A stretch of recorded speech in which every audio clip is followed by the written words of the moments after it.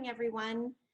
Before we dive right into our webinar on understanding government supports for business, I'd just like to go through the format for today's session. So as you can see, the attendees are muted. So if you have a question, you can actually use the Q&A feature at the bottom of your window.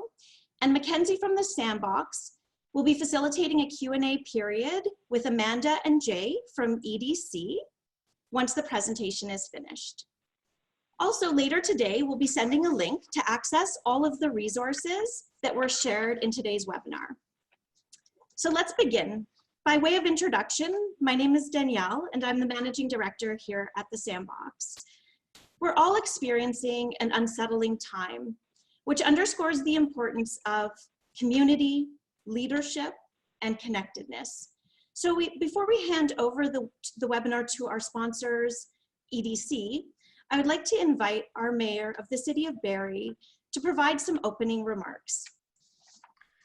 Thanks very much, Danielle. Like all of you, we are navigating unprecedented times for sure. And one of the big changes I know we're all getting used to is interacting like this. Like me, you've probably never done so many conference calls and Zoom meetings in a short period of time. So first of all, I want to compliment Amanda and Jay on their wall art, which is far nicer than what I've got available right now. But all joking aside, this is of course a very, very difficult time for everybody in business and everybody personally. We're all adapting to enormous changes, trying to scale our businesses in terms of taking costs out, and hopefully protecting as much revenue as we possibly can. On day 2 of the crisis in Barrie, we formed 2 task forces at the city, the Economic Support Task Force and the Social Support Task Force, the first designed to support the business community and try and help you protect your businesses through the course of the crisis, and the second designed to assist our vulnerable communities. Through the Economic Support Task Force, we've been working with the Sandbox, with the Chamber, with Georgian College, and with all the industry associations in Barrie to understand the effects on each sector of our economy and to try and bring information and resources to all of you to help with navigating these very, very turbulent and difficult times. And this webinar today is one of many that are going on and have gone on over the last week and will go on over the coming weeks to try and help push information to you as the business community to assist with these difficult times. So I particularly want to thank EDC, Amanda and Jay, for bringing their strategies to us today in this format, and know that as a business in the city of Barrie, the leadership in the city and the business community in the city is trying to work very, very hard together to push out as much information as we can, even as things evolve further and they continue to change day by day. So thank you to everybody who's on here for all you're doing to try and support your employees, try and support your business, and trying to support your community. And hopefully we can help you do that through this difficult time. So with that, I'll hand it back to Danielle. Thank you, Mayor Jeff. So today's webinar with the Sandbox was done in partnership with the Chamber of Commerce. So a big shout out and thank you for the support, as well as our sponsorship with both Amanda and Jay from Export Development Canada. So I'm going to bow out now, hand it over to Amanda and Jay, and then from there, again, please address your questions in the question bar below, and Mackenzie will be coming back on to facilitate a Q&A later in the presentation. Thank you so much, Danielle. So we're just going to get the presentation queued up here. You know, I'd just like to say thank you so much to the Sandbox. You guys have been doing such a great job of being a central connector during this really difficult and uncertain time for businesses. And we are really honored to be a part of the community in Barrie that's supporting all of the companies, you know, within that business community. So I'm just going to click over to the first slide here. I can definitely echo Jeff's comments that, you know, really what we're seeing at this time is an unprecedented level of change. You know, new announcements are coming daily. You know, EDC, along with other government agencies, are really trying to pivot on, you know, what we're learning each and every day to make sure that what we're providing to the market is something that is, you know, meaningful and valuable and is able to provide something that is actually great for businesses and can help them through that time. And I'd like to echo what Amanda said.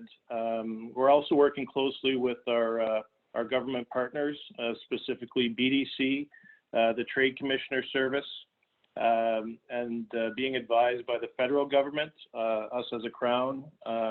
We have a close relationship with the federal government, as well as our key partners, and as you'll see as we go through the presentation, the financial institutions. They are key to the success in what Canada does and what EDC does at the end of the day. So look forward to questions as we go through. Yeah, definitely. And, one thing, that I think is so important to remember at this time is, that really what's going on, right now with COVID-19 has affected everyone across the globe. There's no one who's excluded from the effects of what is happening. And, I know us, along with BDC and the other financial institutions, have really seen a high influx of calls, and we are really trying as best we can to make sure that we are addressing all of our clients' concerns, really looking to make sure that we're providing as many answers as we can. And I'm totally going to be stealing somebody's line that was brought up in one of the chamber sessions the other week. We're building the plane as we're flying it. So, what we're looking to do today within the agenda is really, present to you what we have. We know that there's probably going to be a lot of feedback on what we are going to be presenting today, which is exactly what we want to have.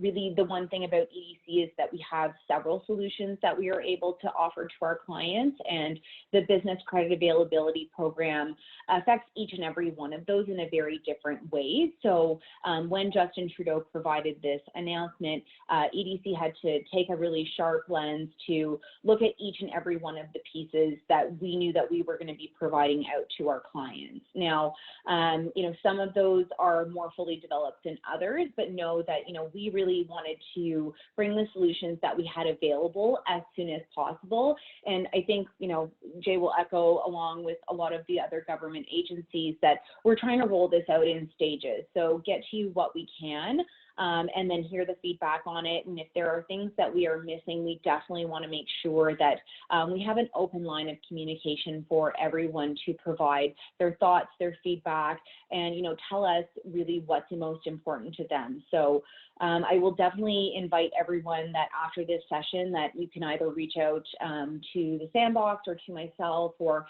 whomever you feel the most comfortable with, to share your thoughts about the value of this session and give us your feedback on what we've provided so far and what you would like to see continuing out. So with that, what I will do is just, for those of you who are not familiar yet with EDC, I'm going to give you just a brief overview, and then we can get into each of the different solutions that we can, tell you a little bit more about today, and how they're going to be useful in supporting your business during this uncertain time. So EDC is Canada's export credit agency, and Jay, correct me if I'm wrong, but I believe that EDC has won the award for Best Global Export Credit Agency several years. So we are definitely well positioned to be supporting Canadian exporters. And, really, there's so much information on this page and so much more that we could have delivered about what we do and who we are in our history. But, we like to position ourselves as the international risk experts. So that's probably the easiest way to remember us. If you have any questions or any concerns about anything that you're doing globally, we are most definitely one of the resources that you can reach out and contact, during that time, whether it's now or, once the market, takes its turn up for the better. We know that there is going to be a light at the end of this, dark tunnel, but, at that time, we know that there's going to be probably additional supports that clients are going to need. Sorry, were you going to say something? The one thing I'd like to highlight for all those on the line is, obviously in our name, Export Development Canada, you immediately think of a widget moving across the border, whether it be the US, or Mexico, or otherwise. But as you'll see in the fourth point on the way down, indirect exporters. So we also support the indirect export, which really goes back to supply chains. So if you look at a simple one would be either food or automotive or aerospace. And some of you might be in different supply chains, but just think of those. So if you're ultimately supplying to a Magna or a Raytheon or something like that through the supply chain, but you might have, I'm the account manager for Hamilton Niagara, but if you've got a manufacturing facility in Collingwood that's selling to Barrie, there might be an actual ultimate export in there. So we may be able to support that. So just keep that in mind as we go through the presentation itself. And I think that's a really great point to make, Jay. Thank you for bringing that up and clarifying. I think, you know, the one piece that we've all seen this all partners are working together so collaboratively. So, you know, if we continue discussions and, you know, we realize that there's a good fit for you to be introduced to another financial institution or another portion of the government, we're really committed to making sure that, you know, if EDC is not only the right solution for you, that we get you connected into those other avenues as well. Now, just on the final point on this slide, I did want to mention just about our trade knowledge, and that's something that is newer to EDC that, you know, we have really taken the feedback that we've heard from our clients over the year that not only do we need to be providing risk mitigation strategies and, you know, added capacity on a working capital standpoint, but, you know, giving people knowledge and advice to really help them through new challenges or moving to different avenues of business is so important. And, you know, this is really no different for EDC. So there is a document that I will be sharing with Danielle and the Sandbox team after the presentation that she can include in the package that's sent out. It'll have a list of resources, government programs to kind of make it a one-stop shop as opposed to having to Google through the various different pieces that, you know, we know takes up so much time, and we know that's at really a premium at this point. You know, one of the biggest conversations, kind of as I alluded to within this slide, is the risk mitigation strategies that EDC discusses with its clients. So I think the poll should probably be up right now, and I know Mackenzie's going to provide the information on that or the results. But, you know, I think we can just start talking about really what type of strategies EDC can bring to the table when it comes to mitigating risk. You know, this time, it feels like a very risky time within the global business community. And, you know, really we feel that, you know, having something like credit insurance is so important. You know, really the main purpose of credit insurance is to make sure that you can protect yourself against the risk of non-payment from your clients. And I'm sure that's been a concern for many of you out there. You know, this is a great time to talk with EDC about really putting together these risk mitigation strategies. Sorry, Mackenzie, I can't seem to click. It's not going to the next slide. So maybe I can have you click over to the next couple slides and go into the features of the credit insurance. Perfect. So really not only is the credit insurance piece so important for the risk of non-payment, but we often see that companies can use this to help leverage the ability to get more working capital from their bank. So, you know, if you have a line that's margined or if you're lending against your receivables, by having credit insurance, you're able to access more working capital by being able to bring the percentage of lending up on that. So our co-insurance ratio on our credit insurance policy is 90%, meaning that if somebody were to default on their payment to you, we would be able to give you 90% of that invoice value. Now, another, quickly, I would like to touch on the performance security insurance. For those of you who have, you know, letters of credit or letters of guarantee that are out in the market right now, this is an extremely important tool to have in your toolbox. it really helps protect against the risk of wrongful calls. As we know, the standby letters of credit are irrevocable, and they can be called at any time. And this really helps to prevent and protect that risk of happening. So Mackenzie, I'll get you just to actually, I'll just add one thing to the performance security insurance. Back in 2008 and 2009, that was a credit crisis. Today, we're more in a liquidity crisis where the credit in the market was sufficient. However, with everything coming to a halt or a quick slowdown, liquidity is at a premium. So if anybody has letters of credit out there, they are very liquid. They're almost as liquid as cash. So if your buyer is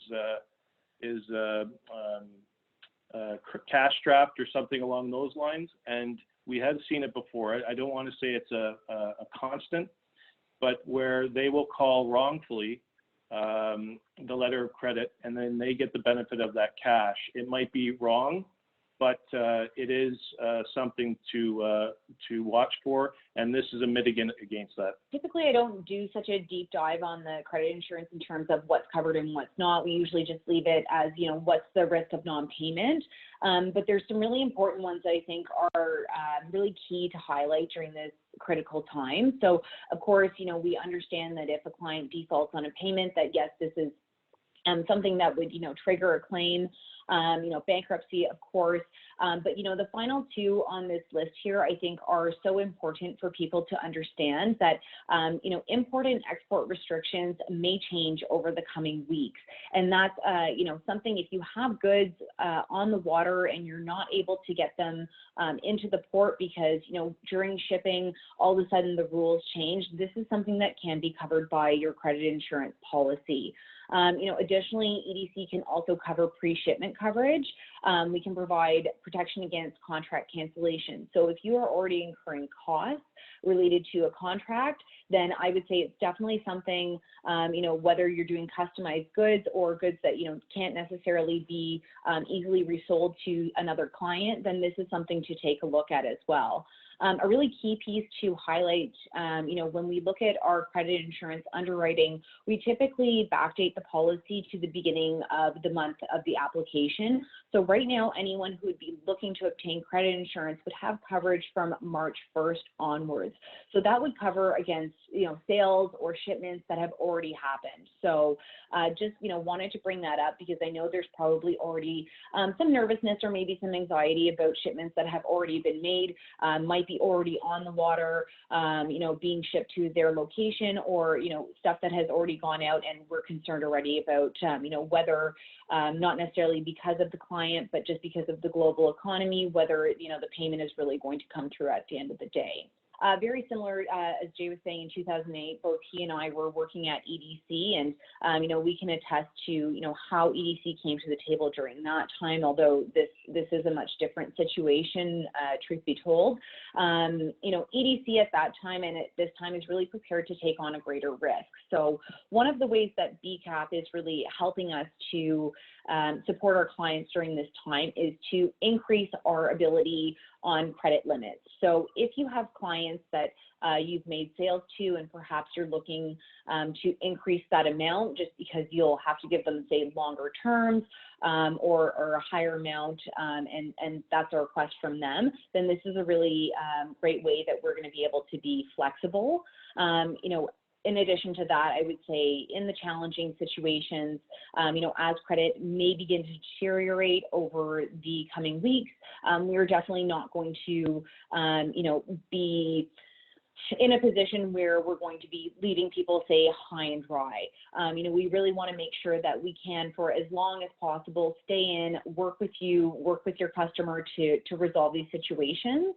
We are going to be continuing to work towards plans on premium deferments. We understand that costs, to businesses right now are such a key piece to manage, and we want to make sure that we're not adding to that unnecessarily. So we're going to be looking to defer or adjust them within the next little while. And the last 2 points on this, which are, I think, so important, is that under our export policies, we're going to be looking to waive the claims waiting period. So typically, EDC under normal times would request that we wait for 60 days before a claim is submitted past the due date of the invoices. So really at this point, we're allowing people to make claims right away. You know, we want to make sure that we are getting claims money back into the pockets of businesses that need them, knowing that this is such a sensitive time. And for our select credit insurance product, we're going to be increasing the amounts that people can request online, which will make a big difference, I believe, for some smaller businesses. So working capital solutions, so this is our guarantee programs as a whole. So they, and the way that works is we work with our financial partners to provide them loan guarantees to assist them in expanding their credit facilities with Canadian exporters and, as I mentioned before, indirect exporters. So bonding, that is basically letters of credit. And we support currently 26 different kinds of letters of credit. And no, I'm not going to go through each of them. However, the similarity with all of them is that quite often when the request comes up, and I'll name a couple of them that we see a lot of, an advance payment bond, a performance bond, and a lease bond. So when those are required, the bank does issue these letters of credit for whatever the need. And sometimes, and I'd say probably 50% of the time, they require some kind of collateralization. So what that means is they either carve out a portion. So let's say you have a performance bond required for $100,000. They will carve out, look to carve out of your operating facility that $100,000, which impacts your working capital. The other option can be they will require $100,000 cash to collateralize that, which again impacts your working capital. So what EDC does in these situations is we come forth and provide a loan guarantee to the financial institution, which negates the requirement for any collateralization for that facility. So, and like I said, it ties up your working capital, and growing companies quite often will see these. One of the ones that are important to discuss during these times is supplier bonds. So if a bond is issued to one of your suppliers, they may be able to give you extended terms instead of cash up front. Because as I said before, there's LCs and letters of guarantee, for that matter, are very, very liquid instruments. So if you've got a supplier that's willing to accept a letter of credit and give you 30 or 60-day terms instead of cash up front, that can be an option to, again, increase your working capital as a whole. We also have foreign exchange facilities that fall under this program. And what that is, and with, I don't know if anybody's watching the Canadian dollar versus the US, but there has been some fluctuation.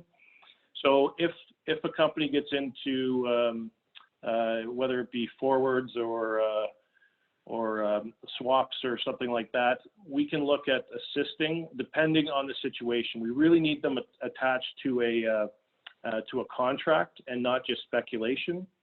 The bank would require that as well, but it goes back to the same as the letter of credit. They need some collateralization. They call it deemed risk or mark to market or something. They each have a different term for it. But if it's 10 or 20% of the line, and let's say it's a $100,000 line and they require 20% down, that again is impacting your working capital, and EDC can come in and provide a guarantee to the bank. So these are the BCAP amendments we've made to our bonding solutions. Potential increase of 25% for capacities up to 5 million. So we're increasing our risk appetite. We've streamlined our underwriting process to expedite the processing and approval of requests with an expanded appetite at that. And on our foreign exchange guarantee program, we've reduced our pricing by 30%. On this, if to move forward with this, we work with the bank's commercial and trade teams on these. So the commercial banker will facilitate an introduction to their trade person, who actually, at the end of the day, will facilitate the issuance of letters of credit or letters of guarantee. And then we engage together to work out the guarantee structure. So our export guarantee program, again, is working with our financial institution partners. And how this differs from the bonding that I just went through is that it's more of a risk share. So we get into I won't get into the minutia of it, but we risk share under their security pack. So whether it's an operating facility or a term debt for equipment or foreign acquisition. And to give you an example, I've just been working with one of the financial institutions, and it's currently in underwriting. We have a Canadian exporter that had an opportunity in Germany to acquire actually a competitor. They're slightly smaller, but they align very, very nicely. So this company deals with multinationals here in North America, and their competitor in Germany dealt with the counterparts, but in Europe.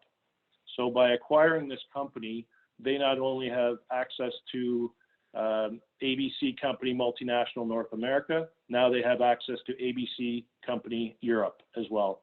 So it's expanding their customer base. So what we've done there is worked with the financial institution.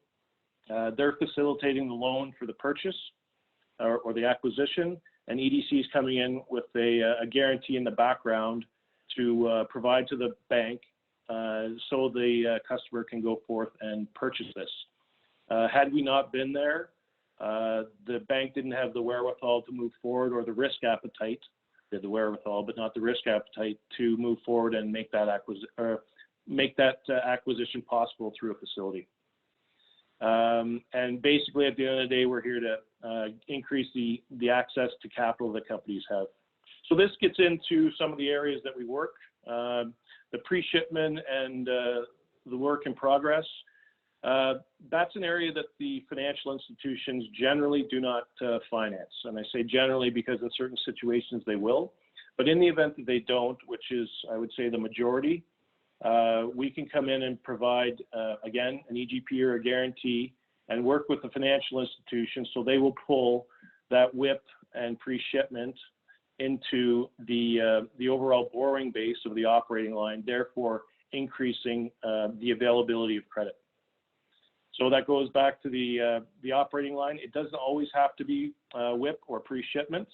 It can be just an increase for a larger contract that you've got in US or Mexico or the Middle East. And then the banks just can't get there to the full increase. We can come in and the incremental piece of that increase, we can come in and look to guarantee. And I touched on the foreign affiliate, and that is our presentation. So EDC, as we went through the presentation, we're really focused on risk mitigation and working capital solutions for companies. We don't provide grants, so it's more of a risk taking that the financial institutions wouldn't be comfortable with, and bolstering the overall balance sheet of the customer. Yeah, and I'm just going to add a little bit to that as well. So, kind of as we mentioned, there are a lot of programs coming out right now. I think really the reality of the situation is that all levels of government understand the seriousness of what is going on in the market. So, yes, Justin Trudeau is providing this, but what EDC is providing is very separate to that. So, I think one of the, things that I have been hearing a lot and having a lot of people within my own portfolio reach out on are, opportunities that are coming out during this time. I have to say that I'm extremely proud of Canada when, there was a call to action to say, okay, we need somebody to produce different supplies. So, if we're looking at retooling your facility to be able to produce ventilators, or if you're getting into the hand sanitizer business and, there's additional working capital that is likely going to be associated with making this change to your business temporarily during this time, these are great opportunities to talk to EDC. And, continuing on with the, regular business, I'll say, we want to make sure that that is protected, as Jay mentioned, through the risk mitigation strategies. So we'll go into our first question in the Q&A. Lawrence is asking, we are a local manufacturer, large employee count. We are prepared to go full throttle when this all winds down. We are concerned about credit protection. If we have to bear the credit protection on our own, then we will be going at a fraction of the speed. What can be done to help with credit protection? And could the EDC help with domestic credit support? We are Canadian and concerned with large project credit protection. So I guess I'll touch on that. And credit protection, I'm assuming, is by way of the credit facilities within the bank. So if you're a Canadian manufacturer, it goes back to the overall supply chain. So if you're not exporting, that doesn't preclude you from participating with EDC. However, we would have to do a mandate check. In the event that it's not a fit, we work with our sister crown BDC extensively, and they've got some very good programs out in the market right now that they're working through. So it's we do have to have a mandate check because obviously we're export based, but BDC is an excellent option if not. And I would encourage Lawrence, I believe it was, to speak to your bank and mention that there was discussions around EDC and possibly looking at a mandate test. And I'm going to just add a little bit to that as well, just on the credit insurance piece, just to clarify something as well. So, yes, we do have our mandate checks that we go through, and of course, we're here to support not only Canadian exporters, but those who are in the indirect chain of exporters as well.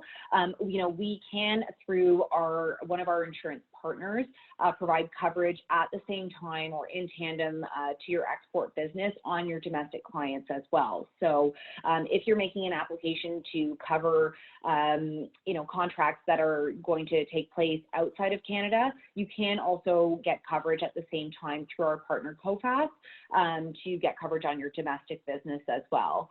If you are looking to just cover domestic business, I would say still reach out. Definitely, we have a great set of resources that we can refer you to. There are lots of, other insurers in the market who cover domestic business only, and they can help to take a look at that. But, there's resources like brokers, private insurers who can take a look at that as well. Robin is asking, are you aware of safeguards and protections in place for the not-for-profit sector? So maybe I can talk about that. So I've had a few non-for-profits over the time that I've worked at EDC, and definitely, we are able to support non-for-profit and profit companies all the same. So, we really just take a look at the credit profile, the story behind the company, what the export piece or component within the company is. So definitely, I would say, it's always worth a conversation. And again, going back to our industry partners, if we are not the right fit, we want to make sure that we do find the right one. But all of our solutions really would continue to apply regardless of, what the end goal of the company, whether for profit or not for profit, would be as well. Holly is asking, can you touch on resources available for small businesses, in particular 5 or less employees? Yeah, I'll take that one. So I would say that, really, again, we, all of our solutions are geared towards any segment of business. We don't have, particularly on the credit insurance side, through our Select Credit Insurance, you can go online and insure contracts of $5,000 at the very smallest, and it can be done on an on-contract basis. So you don't necessarily need to sign up for a full book policy that covers, all of your insurable sales, if that's not the right fit for you at this time.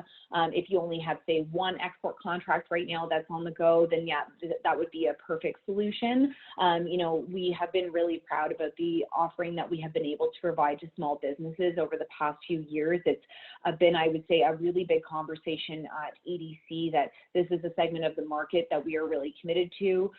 So we have put together that online insurance product, and I can tell you, having been involved with the generation of that product and been on the call center when we first put it out to market, that this insurance can be applied for and put together and accepted within 10 minutes or less. So it is accessible 24 hours a day. That, if, later tonight you're losing sleep about, maybe not getting paid, then, please feel free to visit our website, not only for the insurance component, but also for the just general updates that EDC is providing on our offerings. On the export guarantee program, definitely, we look to partner with the commercial segment of the bank. So that has to be a little bit more discussed. Certainly, sometimes the complexity of the business can warrant a move to commercial, but, we really try to engage with the banks and try to make sure that we are, putting together something that makes the most sense for the client. John is asking, you mentioned that you were working with BDC and the banks. Our initial research seems to indicate that the current rates from the banks do not appear to reflect the very low central bank rate. Could you comment on this? So absolutely, we're working closely with BDC. I've spoken to them virtually every day this week, if not more than once. And I've talked to many account managers at the financial institutions throughout each day this week. We don't control or dictate to the financial institutions. I did see the rate cut this morning, another 50 basis points, and I'm not sure. I'm not sure the next steps of the bank, and I can't comment on that, unfortunately. But I did see the third rate cut of 50 bips. Maybe we can talk a little bit about the polls. With the first poll on working capital, do you foresee working capital constraints over the next 6 months? 74% of the attendees said yes, and 26% said no. Did you guys want to make any comments on that? Yeah, definitely. I would say that, this is very much in line with what we're hearing, all across Canada and all across Ontario. Certainly, I think everyone is just kind of feeling a little bit nervous about, what's going to be coming in the coming weeks. One of the discussions that I'm having a lot is that not only do we have to be concerned about the support packages that are being provided from the Canadian government, but, EDC, myself and Jay will definitely be watching very closely as to what will be happening in the global markets.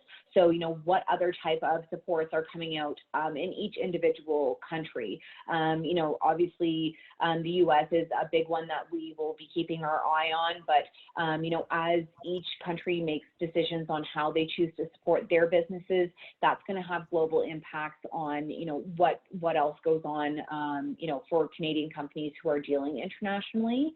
We know that we are able to, support our Canadian exporters, but if there's other areas of the world that are not getting the right support, it is going to end up trickling down. So definitely say that's in line. And I think it's a great conversation for the entire, business community to be having about working capital.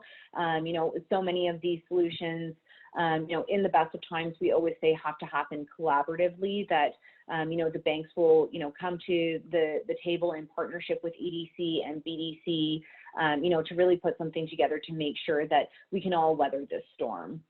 Mm-hmm. Definitely.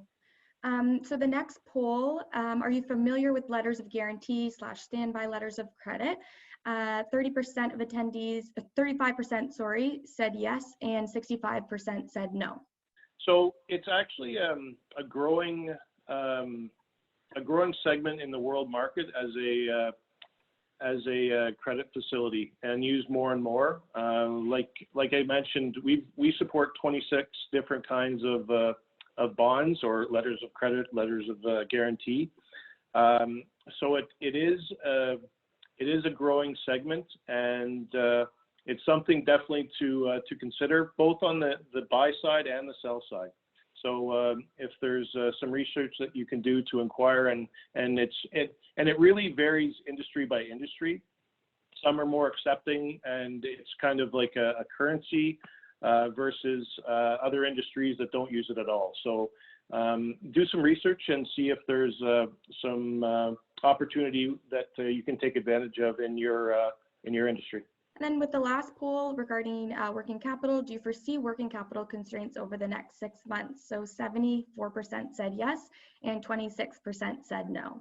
Well, I would say that now is a great time to have a discussion with your bank because they also have some options on the table, and it does vary bank by bank.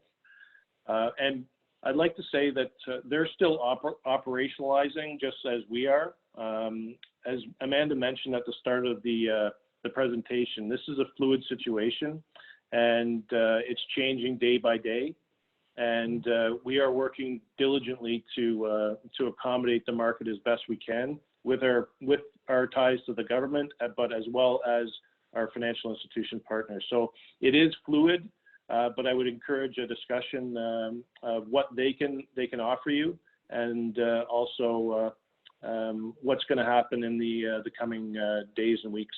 Do you have a case study or a real life example that you could share with the group just about how you've had a positive impact on a business as of recent, or maybe a few steps you took and a few outcomes from there?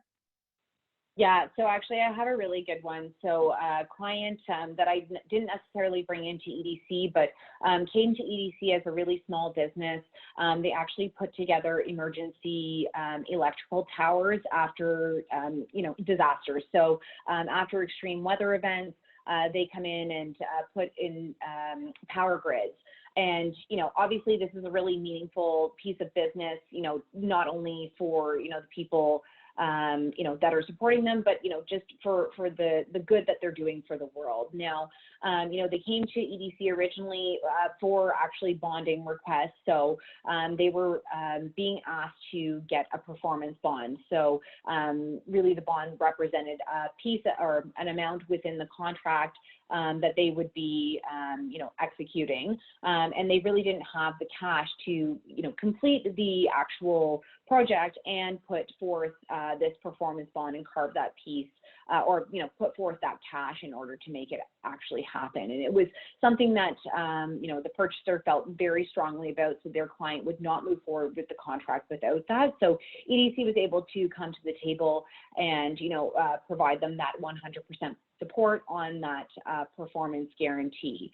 Now, a few years later, after they've done a few different contracts, they kind of realized we've got so much stuff on the go, and, although we've been funding ourselves off of just cash, from our own projects, in order to really expand the business and continue to do good for the world, we're really going to need an operating line from our bank. So I introduced them to a couple of different financial institutions. They hadn't had any conversations yet, so they eventually landed on one, and their banker and I worked together to find a size of operating line that was going to work for them, along with making sure that the structure was something that we were all comfortable with. So, looking at the administration, looking at how the actual loan would function on a day-to-day basis was really important to everyone. And that was a place where EDC came in with its guarantee. So we provided 75%, I believe, on that loan to get the bank comfortable with the nature of the business. Again, with so much of it being outside of Canada, in emerging markets. That was a really key piece to making this move forward. And the other piece that the bank really felt strongly about, and of course I always feel strongly about just from a risk mitigation piece, is the credit insurance. So we were able to put that in place. So, knowing that no matter what would happen, that they would be able to protect the contracts that they had taken on, they would have enough capital to make sure that those happened, and they would be able to make sure that they weren't outputting more capital that they needed to in that situation. So it's such a great news story. They've now had this set up in place for, I think, close to a year, and things are really going so well for them. So those are one of the clients that I'm so proud of them and what they did, but so happy with the way that EDC and the bank were able to come to the table to make sure they had everything they needed. And what is EDC, like the main goals right now, is EDC doing anything to send out those positive messages, those comforting messages to existing clients and to even new clients that they're trying to help? Yeah, so I would say definitely one of the things is, get on our website. We have the My EDC function that you can sign up for. I think, you know, for maybe some of the folks on the line who have been connected with the Sandbox, they saw Peter Hall at the beginning of the month, and thank goodness we got him in before all this craziness happened. But, you know, he is a great indicator of what's going on within the global economy. I know that BDC obviously had their chief economist as well. Peter is our chief economist, and he does weekly updates. So, you know, I can say that not only is Peter a great speaker, but he always has really relevant and valuable pieces of information to bring to the market. You know, and that's just one of the things that are out there. You know, when I look at the connection that Jay and I have with our clients and the clients that we're looking to work with, you know, we're really making sure that we are in as much communication as we possibly can be with them. I'm sending weekly blast outs to my clients to make sure that they're up to date on what's going on, you know, what we can offer them, how we can make life a little bit better and stress-free for them. So, you know, really there's so much on the website, and I encourage everyone to take a look and, you know, see what applies to them. And if, of course, there's questions, then, you know, Jay and I can share our contact information for inquiries as well. Awesome. Mackenzie, I received a phone call from a longtime EDC client, and they were a multiple program user. They're down to one now because they graduated to a point where they don't need all of our programs. But one of the comments, so he currently has insurance, and one of his comments was that he wouldn't be here without EDC today. He supplies into the US, into the light manufacturing sector, and there's about 10 of his competitors in the US, and he's the #1 supplier to this end buyer. And he's the only Canadian supplier. He's got the longest distance to ship, and he has to cross the border, but he is still the preferred. And we backstop him by way of insurance, which gives him the comfort that he's going to get paid at the end of the day, but also gives him the borrowing capabilities under his operating facility to facilitate the supply to this light manufacturer. So he didn't have a need or a question. He was just saying that a touch base, and that how well things were going still, even though that through this tough time, and that he couldn't have done it without EDC. That's amazing. That's so good to hear. Well, I think I don't see any other questions coming up right now, but I'd love to give you guys kind of the last word before I kind of do a little outro, and then yeah, so I'll give you guys the floor if you'd like. Yeah, definitely. So, I mean, I won't go on too much more. Certainly, you know, what I would say to everyone is just, you know, if you have questions or you want to talk about any of the solutions or things that we've put forth today, I would definitely encourage you to reach out to the Sandbox or myself directly, you know, whatever makes the most sense for you. Definitely please visit our website and take a look at some of the other resources that are available. We'll be, you know, providing some more resources to the Sandbox and some more updates about what we're doing over the coming weeks, which will be so important. But, you know, one thing I think I just want to leave everyone with is just the idea of a healthy ecosystem. And this is something that, you know, gets talked about all the time. So, you know, while we're here presenting to Simcoe County, you know, if you have clients or suppliers that are, you know, across Canada, EDC wants to speak to all of them. We want to make sure that everyone is well positioned to get through this together. And, you know, we don't necessarily want all of the weight to be on any one company's shoulders. So definitely, you know, feel free to have a conversation about us to other people within your supply chain. If they're in Canada, we definitely want to have conversations with them as well, and, you know, make sure that everyone gets through this in the best and least stressful way possible. All the best, everyone, and stay safe. Yes. And a final thank you just to the Sandbox. It's been, you know, so nice that you have included us in your business community, you know, blast out. So thank you again for having us. Well, that's sweet. Thank you guys for joining us today. We really appreciate it. It was such an informative session. So thank you, Amanda and Jay from EDC. We really appreciate EDC sponsoring today's session. And just wanted to thank the mayor for joining us today to contribute to the conversation as well. I'm sure he's really busy. And just another quick shout out to all of our community partners for coming together to support one another. Amanda, you said it best, like we're stronger together, so especially during this time. So we couldn't do this without your support. So thank you, the Barrie Chamber of Commerce.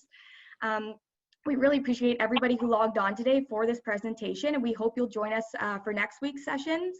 We have MentorWorks coming on Tuesday for a really informative session to help you navigate through the available funds you can apply to support your business and yourself.